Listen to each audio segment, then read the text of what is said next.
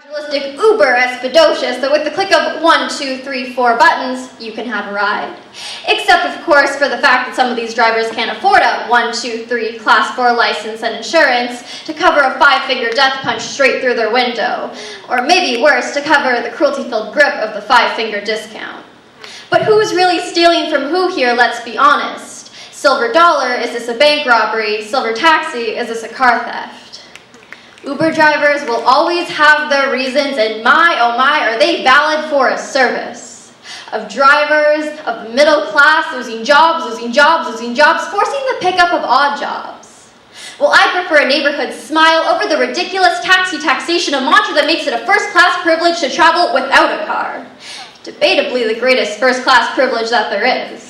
And I don't know if I should take that back, because at least a government-standardized taxi driver who can afford a 1, 2, 3 Class 4 license and insurance has a 5-bedroom house to sleep in at night, instead of simply sleeping in their first-class privilege.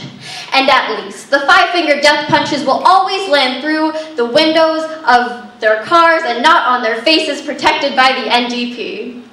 At least. When you get into an Uber, you know that driver is doing their best, and not just for a service, but for the lost jobs, just in time for Tap Car. A delightfully legal service under the guise of 1, 2, 3, Class 4, 5 buttons for a ride. We'll just ignore the 5th one is the one the government tapped to get it going. It is a ruse of rosy cars, warm and waiting for the working class's non-existent funds. But no matter your choice of ride, the risk is still the same for driver, for passenger, for bank account. But this time, Tap Car drivers have the coverage of a payout, so maybe if I've hurt their feelings enough, insurance will cover it.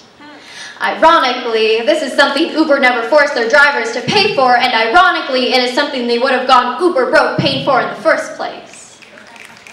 Before you make odd jobs a first-class luxury under the guise of safety, please remind me why my last tiptoeing, oops, I meant tap taxi driver drove me around 1, 2, 3, Class 4, 5 unnecessary blocks as my neighborhood Uber driver drove away.